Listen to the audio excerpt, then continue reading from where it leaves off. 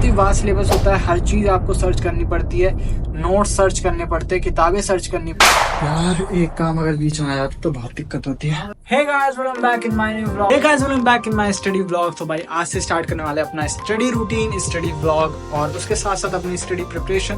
तो भाई काफी टाइम से मैंने स्टडी प्रिपरेशन को, अपनी यूपीएससी जर्नी को स्टॉप कर रखा था, तो आज मैं अब से रिज्यूम करने वाला हूँ अपनी स्टडी जर्नी को। और अभी बज रहे सुबह के 8 और मेरे साथ साथ आप भी कर सकते हो अपनी स्टडी को रिज्यूम। और जो स्ट्रेटजी मैं फॉलो करता हूँ काफी टाइम से, मुझे तैयारी करते हो गया, तो मुझे पता है भाई कहाँ पर लूप होल्स है, कहाँ पर क्या दिक्कत है। तो अगर आप न्यू बिगिनर से, आपको कुछ भी नहीं पता क्या चीजें कहाँ से करनी है, तो आप मेरे साथ जुड़ सकते हो, क्योंकि मैंने भाई इसको बहुत टाइम दिया है और मेरे को काफी चीजें पता हैं जो कि आपको अभी नहीं पता होगी अगर आप न्यू हैं। और अगर आप काफी टाइम से इसके अंदर, तब भी आपको अभी तक कुछ भी नहीं पता चल पाया, तब भी आप मेरे साथ जुड़ सकते हो। तो भाई अभी स्टार्ट करते हैं। तो अभी ये मेरा स्टडी रूम है, तो यहाँ से मैं अपना स्टडी ब्लॉग के साथ साथ अपना जो है यूपीएससी जर्नी स्टार्ट करूँगा, रिज्यूम करूँगा। तो चलो फिर शुरू करते हैं बिना किसी वक्त गवाए। सो गाइस, अब मैं स्टडी टेबल पर आ चुका हूँ अपनी, ठीक है। हाँ, तो अभी जैसा मैं बताता हूँ आपको कि डेली में बहुत सारे ऐसे काम होते हैं जो कि आपको करने पड़ जाते हैं, ठीक है। अभी तो मैं नीचे आ गया हूँ क्योंकि मम्मी ने बोला भाई कुछ काम करने के लिए। तो अभी यहाँ से मेरे को किचन में से कोई एक अचार का डब्बा लेकर जाना है, शायद ये वाला अचार का डब्बा होगा, ठीक है। अचार का डब्बा ले लेते हैं भाई। और सभी लोग छत पे जा चुके हैं और यहाँ पर गेट भी खुला छोड़ रहे हैं, तो इसे भी मुझे ही बंद करना पड़ेगा। तो इसको मैं गेट बंद करने के बाद ये हमारा अचार का डब्बा। अब चलते हैं फिर से छत पे और अचार का डब्बा लेकर आते हैं, फिर उसके बाद फिर से अपनी स्टडी को स्टार्ट करेंगे। यार एक काम अगर बीच में आ जाता तो बहुत दिक्कत होती है। चलो तो भाई अभी मैं फटाफट से इसको देखकर आता हूँ। लो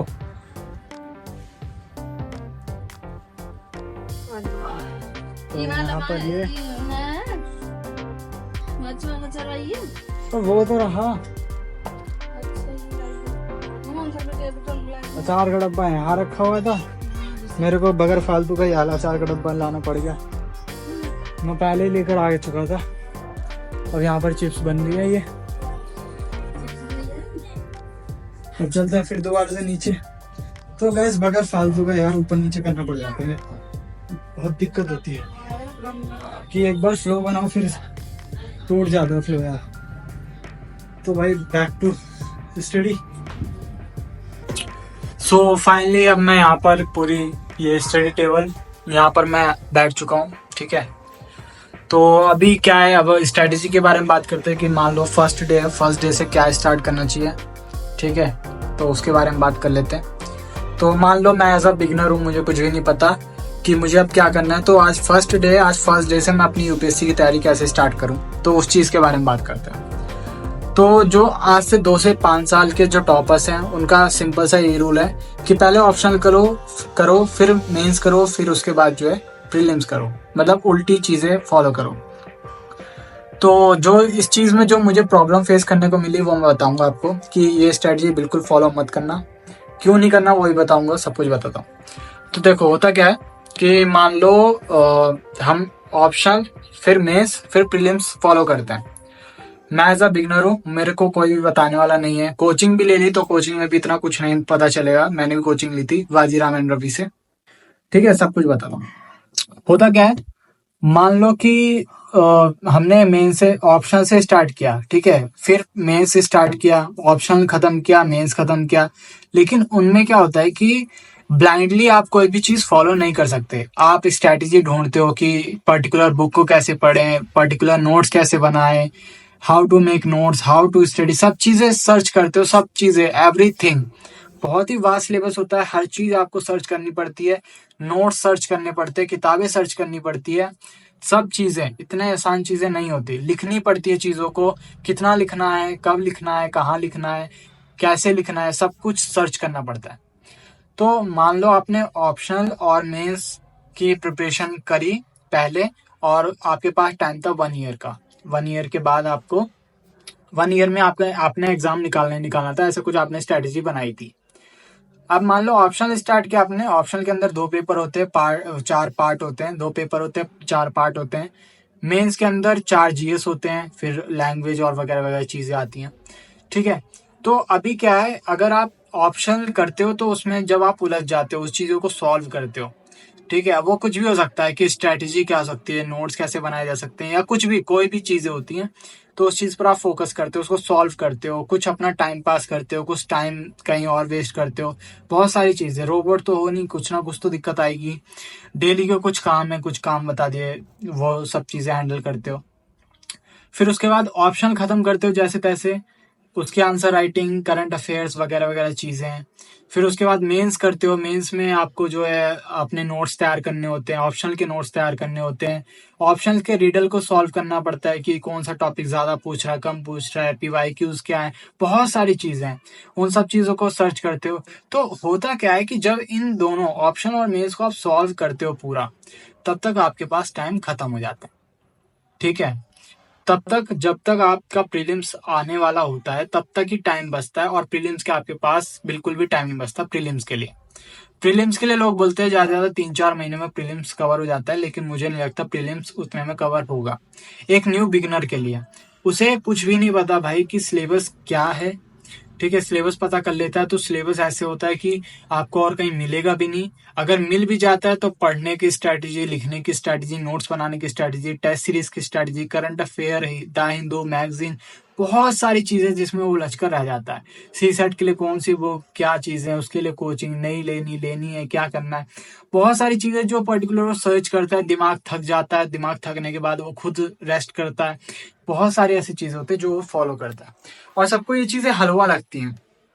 ठीक है, तो अब ये समझ में आया आपको कि ऑप्शन अगर आप करते हो, मेंस आप करते हो, तो प्रीलिम्स के लिए टाइम नहीं बचता, और एंड में आके क्या होता है कि आप अपने अटेम्प्ट को पोस्टपोन कर देते हो। ठीक है, जब आप अपने अटेम्प्ट को पोस्टपोन करते हो तो घर के अंदर कुछ ऐसी चीजें आ जाती हैं, चाहे शादी निकल कर आ जाए किसी की भाई बहन की, या किसी की शादी में जाना पड़ जाए, या घर में कोई बीमार पड़ जाए, या बहुत सारी ऐसी सिचुएशंस क्रिएट हो जाती है ऑटोमेटिक अगले साल या 2 साल 3 साल में, जिसमें आप फंस कर रह जाते हो, और जो भी एग्जाम रहता है उसकी ऐसी तैसी हो जाती है, और आपको अपनी प्रिपरेशन स्टॉप करनी पड़ जाती है। तो अब क्या है, इसका तोड़ क्या है कि अगर आप एक बिगनर हो, एक क्लास 12th या ग्रेजुएशन में हो, तब से आप स्टार्ट कर रहे हो, तो इसकी स्ट्रेटेजी ये है कि आप स्टार्ट ही प्रीलिम्स से करो। ठीक है, प्रीलिम्स में आप 3 से 4 महीने क्या रहे हैं, 3 से 4 महीने में खत्म हो जाता है प्रीलिम्स। तो आप पहले 3 से 4 महीने में प्रीलिम्स खत्म करो ना, क्योंकि बाकी गेट तो तभी ओपन होंगे जब आप पहला मेन गेट ओपन करोगे, प्रीलिम्स का पहला गेट ओपन करोगे तभी तो और ओपन होंगे। तो अपना सारा टाइम प्रीलिम्स के अंदर लगाओ। ठीक है, अभी के लिए। और मैं ये नहीं कह रहा खाली प्रीलिम्स ही करो, आप प्रीलिम्स के साथ ऑप्शनल कर सकते हो, प्रीलिम्स के साथ मेंस कर सकते हो, जैसा आपको ठीक लगे आप वैसे कर सकते हो। ठीक है, अभी तो बहुत डिटेल में स्ट्रेटजीज है कि प्रीलिम्स के अंदर कौन सा सब्जेक्ट पहले लेना है, फिर ऑप्शनल के अंदर कौन सा सब्जेक्ट लेना है, तो ये सब चीजें अभी बाद में बात करेंगे। तो अभी आपको इतना समझ में आ गया कि हमें पहले प्रीलिम्स क्यों करना है। ठीक है, क्योंकि हमारे पास लास्ट टाइम पर इतना टाइम नहीं बचता कि हम प्रीलिम्स पर फोकस कर सकें, इसलिए आपको पहले प्रीलिम्स करना है, सिंपल एज दैट। फिर उसके बाद जब आप प्रीलिम्स करते हो, उसके साथ आपको एक और सब्जेक्ट रखना है, चाहे ऑप्शनल का रखना है, चाहे मेंस का रखना है, या तीनों चीज आप एक दिन के अंदर रख सकते हो, अगर आप 8 से 12 घंटे लगा रहे हो तो 1 साल कंटिन्यूस। ठीक है, बहुत ही वास्ट सिलेबस होते हैं सब चीज के, ज्यादा ज्यादा टाइम डिनोट करने की जरूरत पड़ती है। ठीक है, तो अब मान लो आज मेरा फर्स्ट डे था, मैंने डिसाइड किया कि मैं प्रीलिम्स करूंगा, फिर मेंस करूंगा, या ऑप्शनल करूंगा, या वाइस वर्सा, जो दोनों मेंस या ऑप्शनल में से कुछ भी कर सकते, ये मैं सोच के चलता हूँ। ठीक है, प्रीलिम्स में क्या पढ़ूंगा, कैसे पढ़ूंगा, कब पढ़ूंगा, वो डिसाइड करते हैं अब। फिर उसके बाद अगर मेंस और ऑप्शनल में से क्या पढ़ना चाहिए, मैं अपनी पर्टिकुलर स्ट्रेटेजी क्या रखूंगा, और आप अपने हिसाब से चेंज कर सकते हो, वो आपकी हेडेक है।